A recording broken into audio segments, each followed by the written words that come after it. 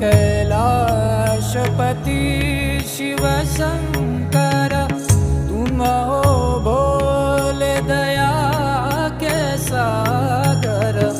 दूर करो सब दुख हमारे, दूर करो सब दुख हमारे।